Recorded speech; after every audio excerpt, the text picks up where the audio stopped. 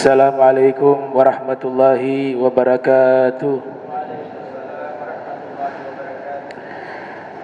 Alhamdulillah, alhamdulillahilladzi a'ana bi ta'atih wa hadana lil qiyami bi ibadatihi, syaraha sudurana li tauhidihi wa ma'rifatihi, wa syarrafa lana bi hubbi habibihi wa khairi khalqihi. Allahumma salli wa sallim ala Sayyidina Muhammadin al-Fatih lima ughliq wal khatim lima sabaq wan nasil haq bil haq wal hadi ila siratikal mustaqim wa ala alihi wa sahbihi haqqa qadrihi wa miqdarihil azim. Amma ba'du, subhanak la ilma lana illa ma 'allamtana innaka antal alimul hakim. Rabbi israh li sadri wa yassir li amri wahlul 'uqdatan min lisani yafqahu qawli wasadid lisani wahdi qalbi bihaqqi sayyidina Muhammadin sallallahu alaihi wa alihi wasallam. Ya man huwa fi uluwihi kain, ya man huwa fi fi'li hamid, ya man huwa fi majdihi matin. Allahumma akrimna binuril fahmi wa akhrijna min zulumatil wahmi warzuqna fahman nabiyyin wa hifdzal mursalin wa ilhama malaikatil muqarrabin. Rabbana zidna ilman wa fahma wa akla ya akramul akramin bihaqqi sayyidina Muhammadin khatamil anbiya'i wal mursalin. Ya Rahman ya Rahim, wa sallallahu ala sayyidina Muhammadin wa ala alihi wa sahbihi wa barak wa sallam, walhamdulillahi rabbil alamin.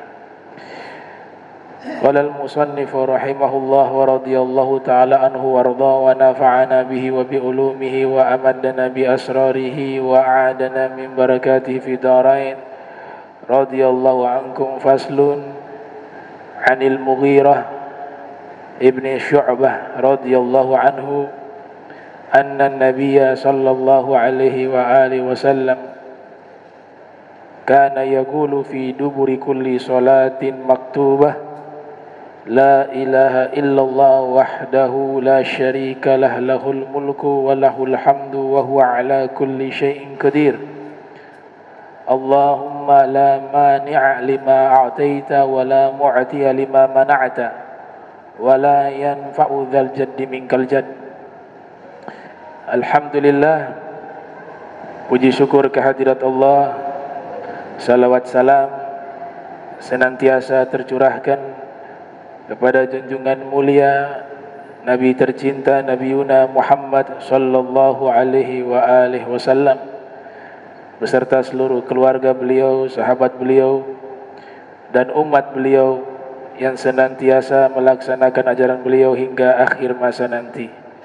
Yang sama-sama kita muliakan seluruh imam Masjid Al-Muhajirin wal khusus Al-Habib Alwi Al-Bar mata'anallahu ta'ala bituli hayatihi wa umrih, wal Ustadz Irsyad Ustadz Abdul Rahman wal Ustadz Sufni wal Habib Alwi Al-Bar, Ustadz Jamal wa jamil hadirin hadirat yang insyaallah dirahmati Allah subhanahu wa ta'ala.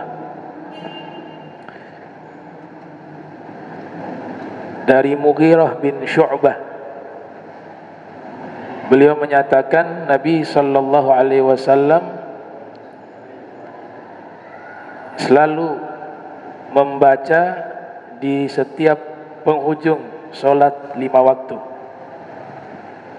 la ilaha illallah wahdahu la syarikalah, lahul mulku wa lahul hamdu wa huwa ala kulli syai'in qadir.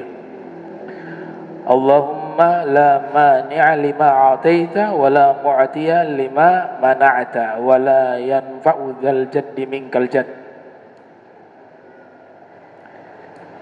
Nah, para ulama mengumpulkan seluruh riwayat terkait zikir la ilaha illallah wahdahu la syarikalah, lahul mulku wa lahul hamdu wa huwa ala kulli syai'in qadir. Itu biasa dibaca setelah sholat subuh dan sholat maghrib, dibaca sebanyak 10 kali. Jadi hadisnya Imam Nawawi kumpulkan, kemudian diberi kesimpulan di dalam kitab Al-Azkar Nawawiyah dan syarahnya. Nanti di akhirnya kalau subuh wa ilaihin nusyur, Kalau maghribnya wa ilaihil masir, ya, wa ilaihin nusyur subuh, wa ilaihil masir maghrib, setelah bacaan zikir tersebut.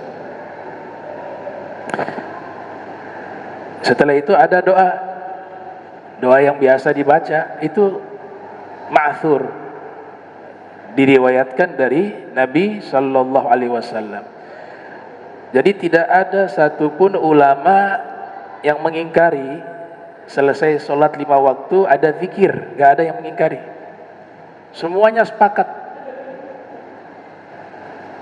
Makanya mohon maaf ya, kebiasaan yang menyelisihi itu jangan dibiasakan. Habis sholat langsung berdiri sholat sunnah, gak ada itu.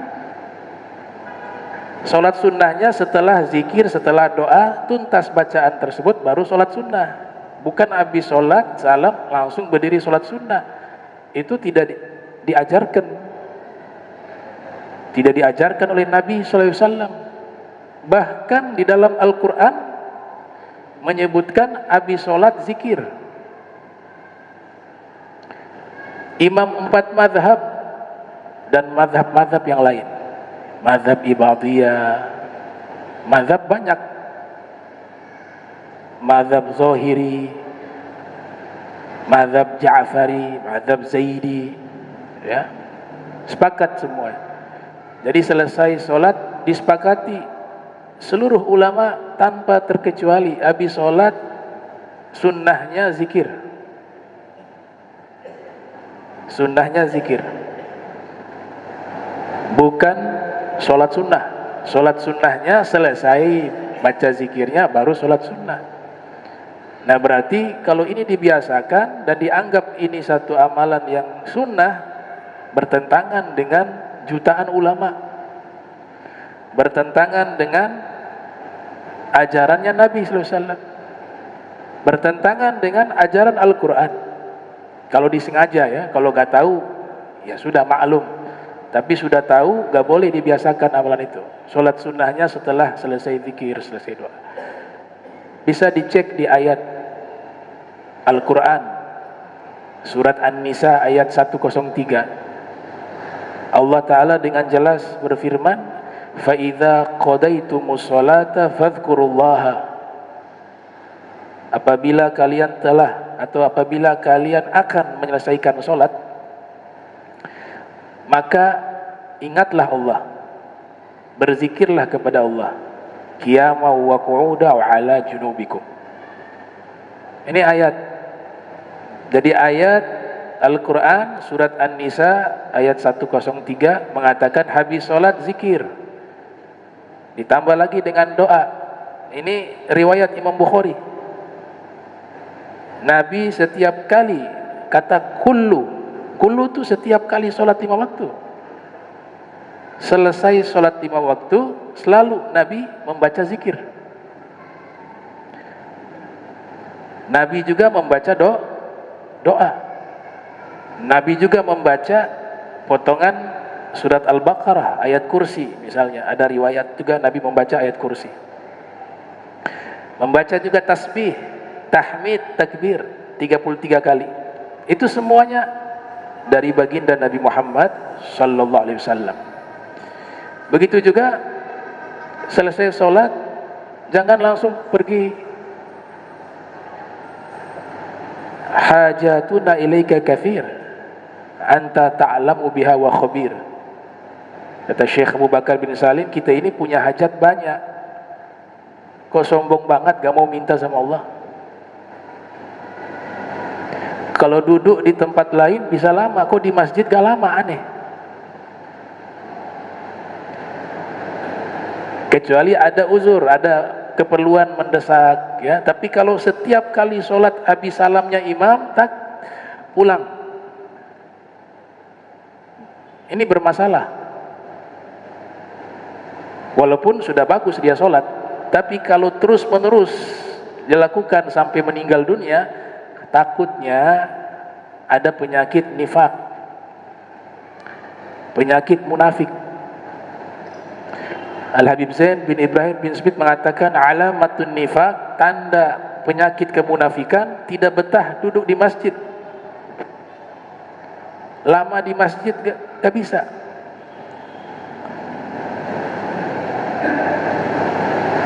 Nah ini khawatir ada penyakit nifaq. Jadi habis sholat zikir, berdoa, sholat sunnah, baru keluar. Kita butuh sama Allah. Kata Habib Zain bin Ibrahim bin Smith, tanda kemunafikan ditakutkan kena penyakit nifak adalah orang yang tidak betah ketika berada di dalam masjid. Gak betah. Tapi kalau di mall betah. Di mall hatta 3 jam bisa. Ngobrol di kafe sampai pagi bisa. Ini aneh. Di masjid bingung. Ya ini perkataan orang-orang yang mengenal Allah, kita harus pegang. Kalau memang keadaan seperti itu, bertobat pada Allah, hilangkan kebiasaan itu. Takut ada penyakit nifak. Termasuk orang yang berat mengerjakan sholat subuh berjamaah dan sholat isya berjamaah. Ini bukan tidak mengerjakan ya, dia kerjakan tapi berat. Kerjakan tapi berat, Nabi katakan itu adalah ciri-ciri orang munafik. Apalagi meninggalkan. Ini sudah kerjakan.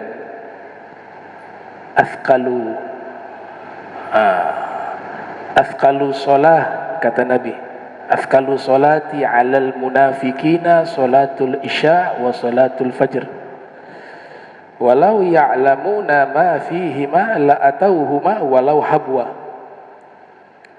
Rawahul Bukhari, yang lahir 194 wafat 256 Hijriah.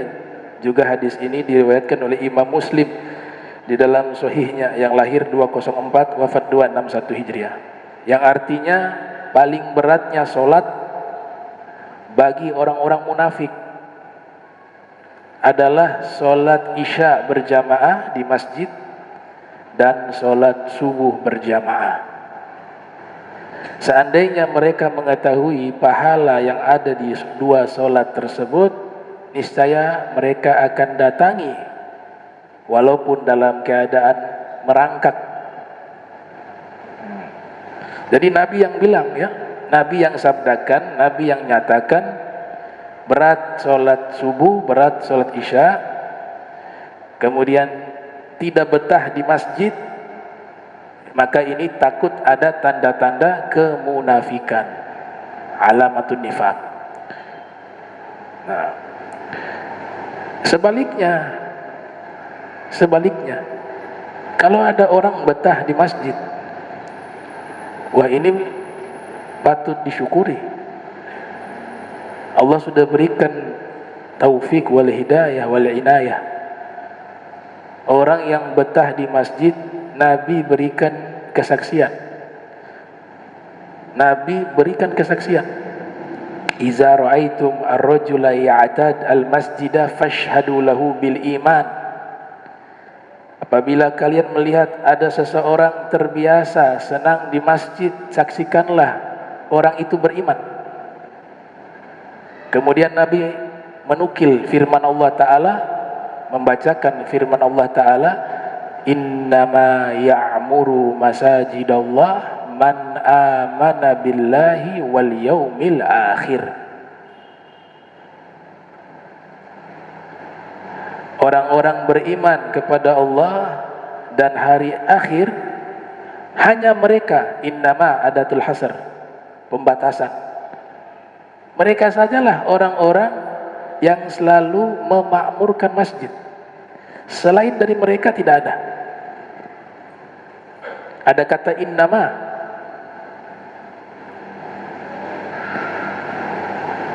Jadi yang terbiasa di masjid, senang dengan masjid, Ketika dia duduk di masjid, dia berlama-lama di masjid, niat iktikaf. Niat iktikaf itu mulai dari awal sana, biar pahalanya banyak. Jangan sudah sampai masjid di dalam baru iktikaf. Berarti tadi gak dihitung pahala.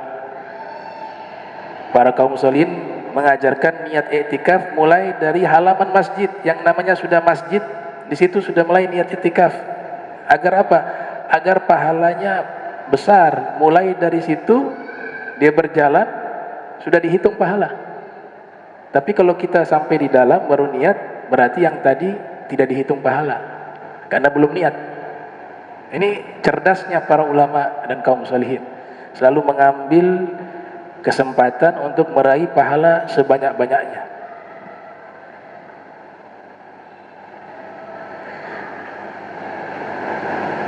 Nah, kemudian di dalam kesunahan juga selain zikir, doa, kesempatan kita berjamaah. Kita berjamaah berdoa dalam keadaan berjamaah lebih diharapkan mustajab dibanding doa sendiri. Hadis diriwayatkan oleh Imam At-Tabrani.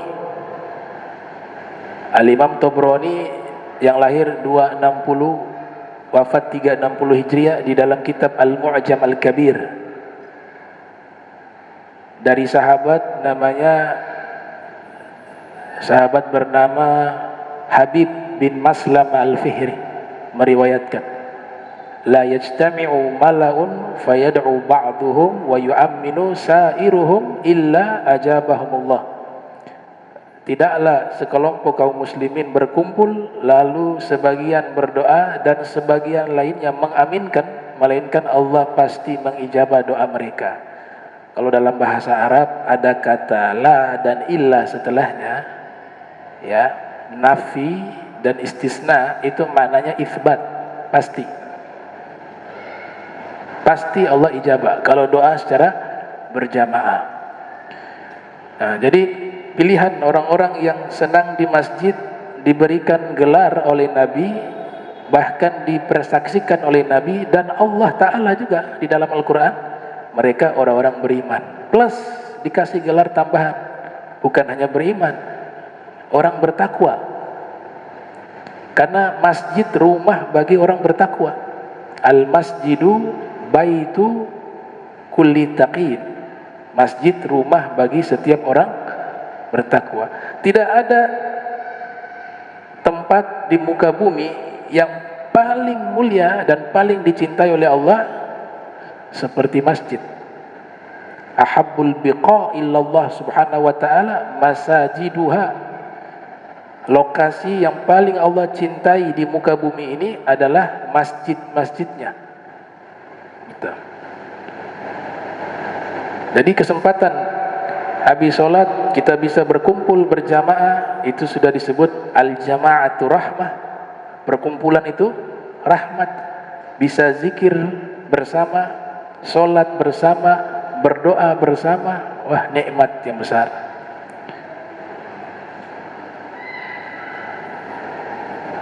Jadi ada beberapa riwayat doa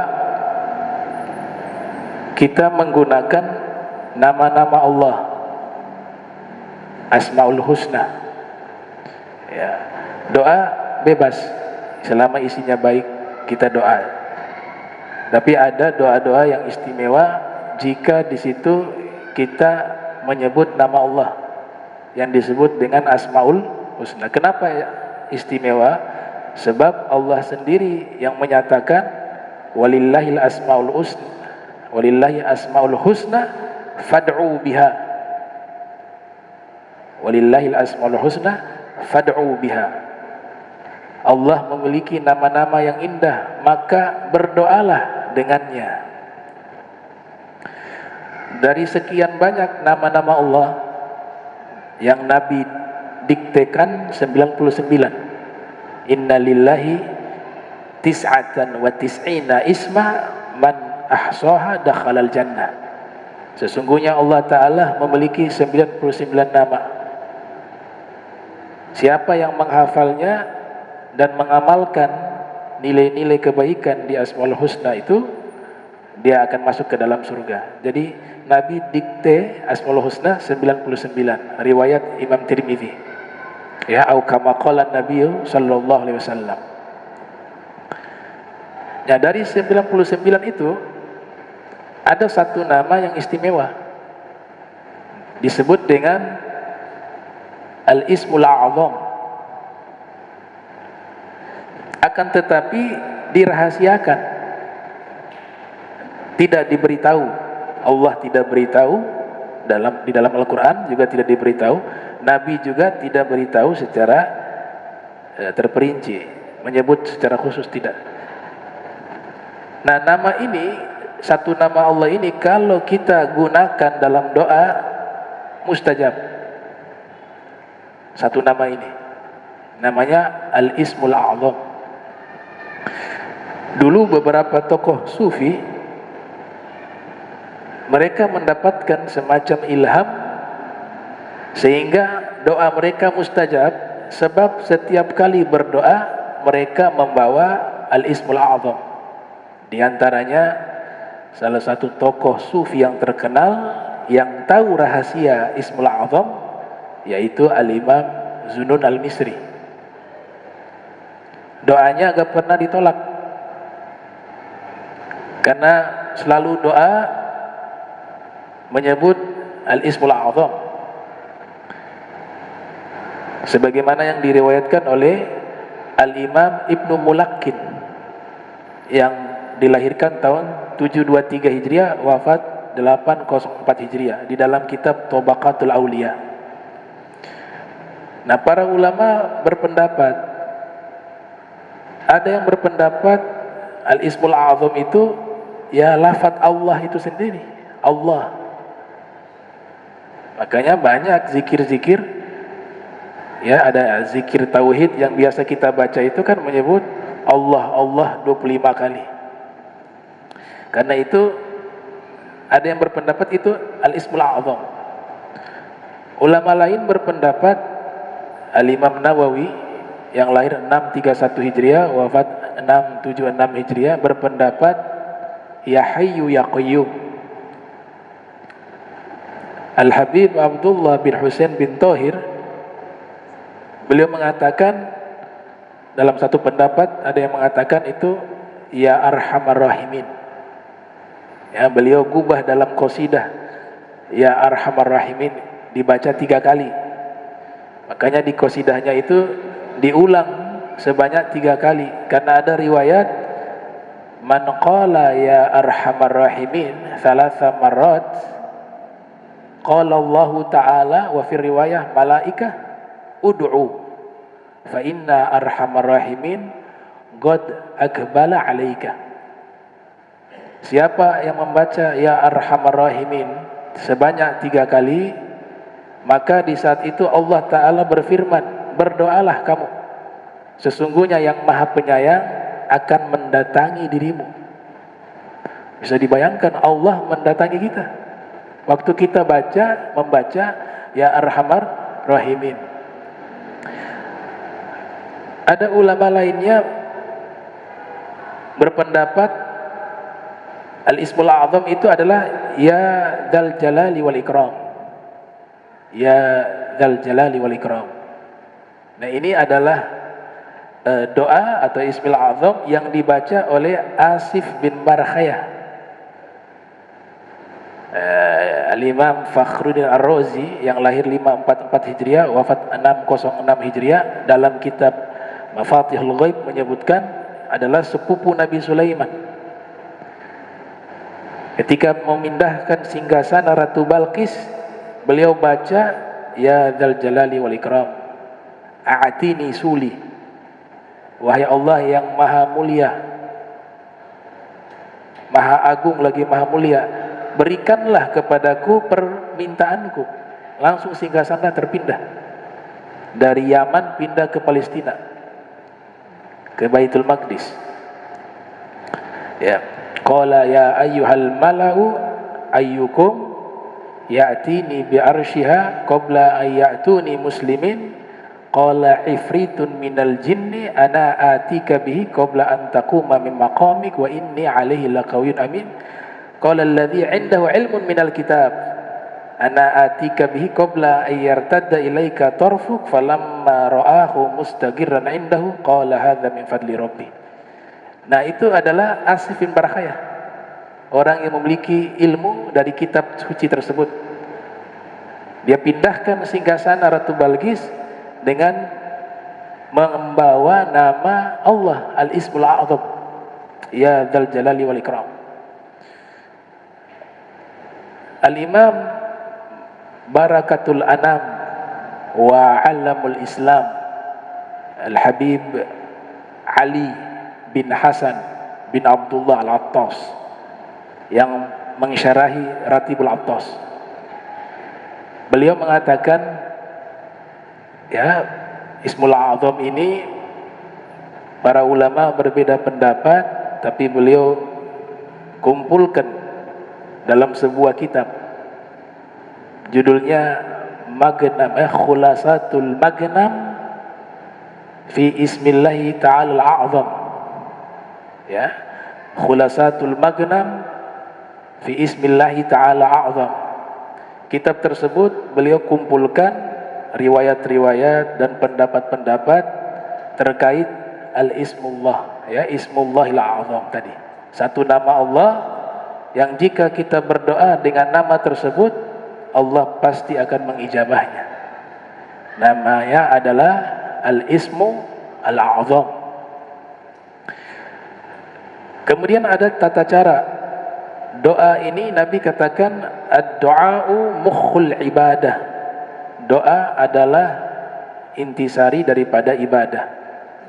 Tentu yang namanya ibadah itu ada tata cara, ada syurut, ada arkan, ada syarat-syarat, ada rukun-rukun, yang semuanya itu diajarkan oleh baginda Nabi Muhammad sallallahu alaihi wasallam.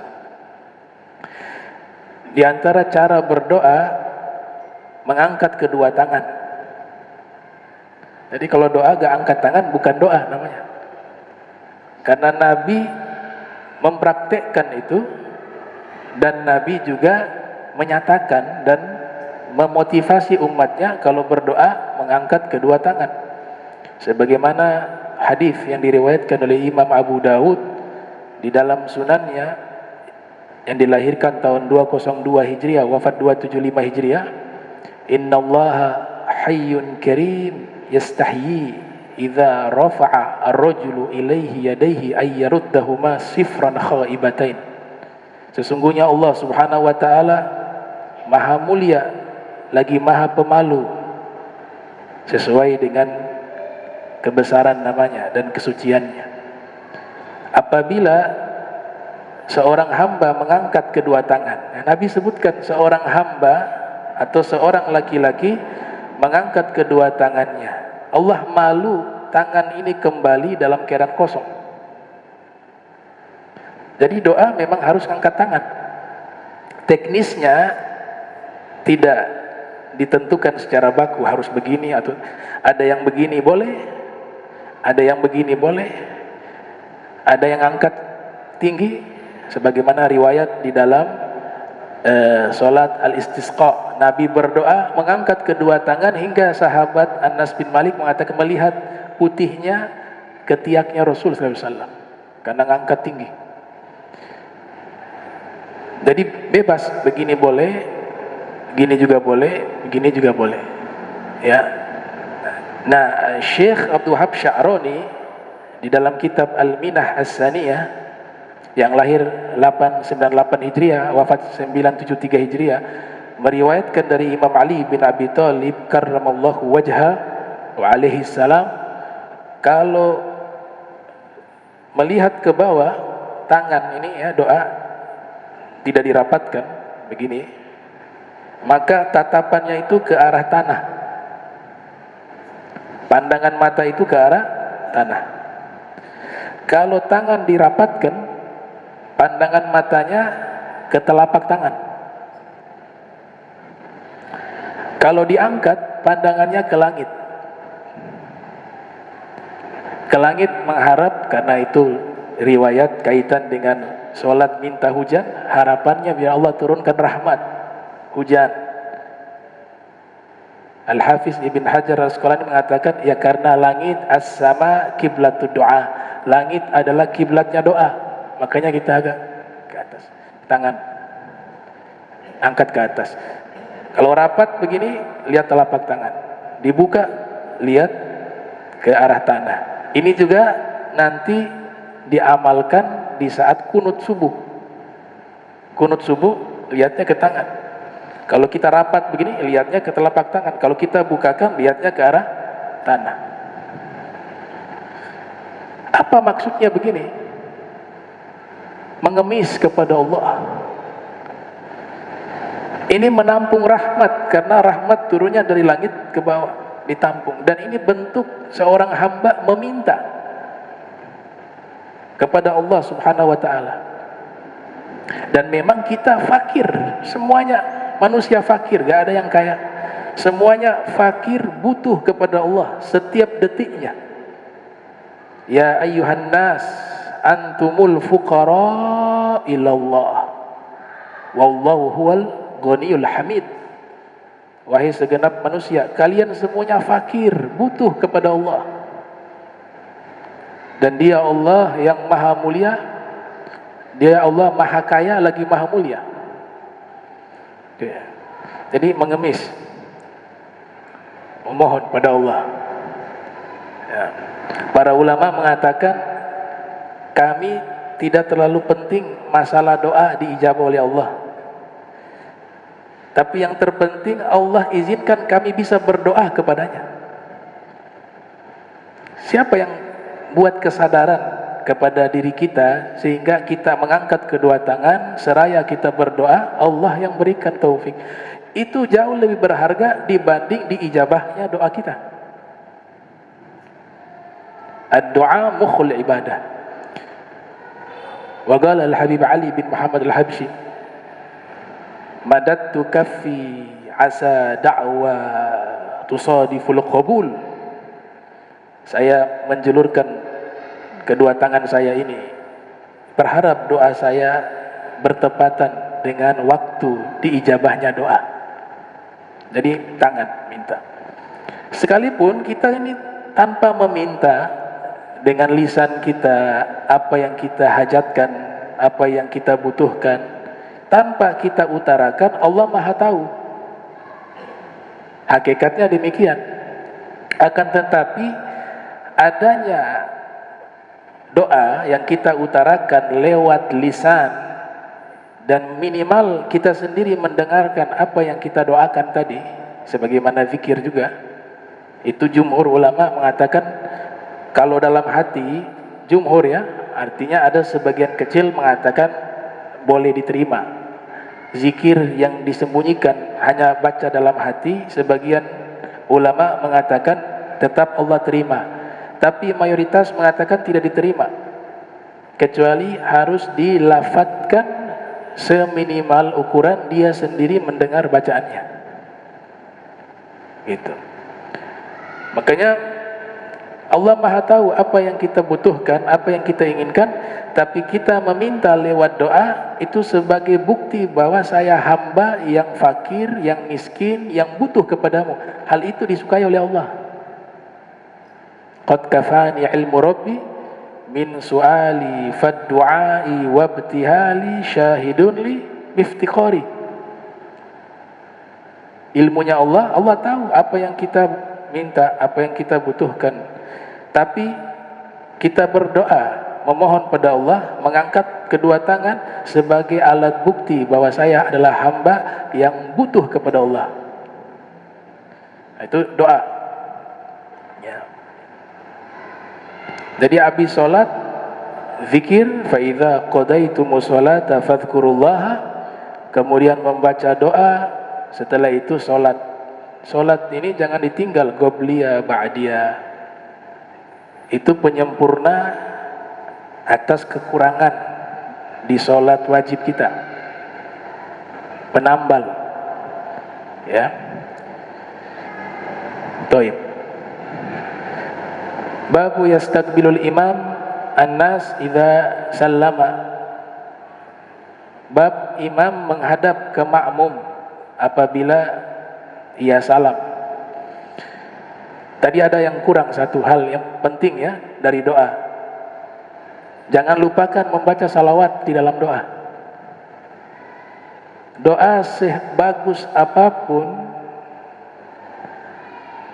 seindah apapun itu doa, tapi tidak diiringi dengan salawat dan salam kepada Nabi Muhammad SAW, dia akan terhenti di antara langit dan bumi. Ada hadis riwayat dari Imam Sa'id ibn al-Musayyib radhiyallahu anhu. Ini tabi'in ya. Hadis mursal riwayat beliau dipakai saking punya derajat yang tinggi. Padahal kebanyakan hadis mursal itu tabi'in sanadnya terputus, tidak ketemu Nabi tapi mengatakan Nabi bersabda. Nah ini terputusnya karena hidup tidak di masa Nabi, kok bisa langsung Nabi bersabda. Nah husnuzonnya ada sahabat cuma gak disebut nama sahabatnya, namanya mubham, hadis mubham. Tapi Al-Imam Sa'id ibn Musayyib hadis mursalnya digunakan, husnuzonnya tetap nyambung ke Nabi, cuma nama sahabatnya tidak disebut karena gurunya para sahabat. Wa ma udhifa lin nabi marfu'u wa ma litabi'in huwal maqtu'u wal musnadu muttasilu isnadi min rawi hatta al mustafa wa lam yabin wa ma bi sam'i kulli rawin yattasil isnaduhu lil mustafa fal muttasil. Bersambung sanadnya.